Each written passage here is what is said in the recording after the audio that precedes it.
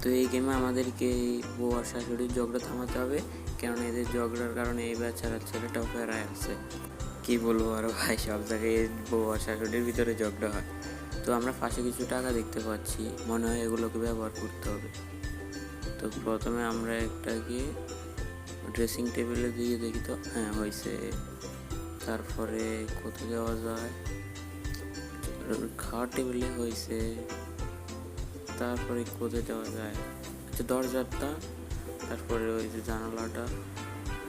তারপরে এখনও তো এদের মানে জবটা থামে না, এখন কোথায় দিব? একটাকে ওই লাইটে দিয়ে দিলাম, আর একটাকে কোথায় দিব, কোথায় দিব টাকাটা? শাশুড়িকে দিলাম, বউকে একটা দিলাম, এখন ছেলেকে দিয়ে দেখি তো হয় কিনা। তো ছেলেকে দিই, ছেলে তো নিচ্ছে না, কোথায় দিব? আচ্ছা পাশে একটা চেয়ার আছে মনে হয়, চেয়ারে দিয়ে তো হ্যাঁ হয়ে গেছে। করবো এখন, ঝাড়ুটা ঠিক করে দিলাম, ঝাড়ুটা কাকে দিব? শাশুড়ি তো, ওই দেখো শাশুড়ির চেয়ারে বসে গেছে শাশুড়িটা।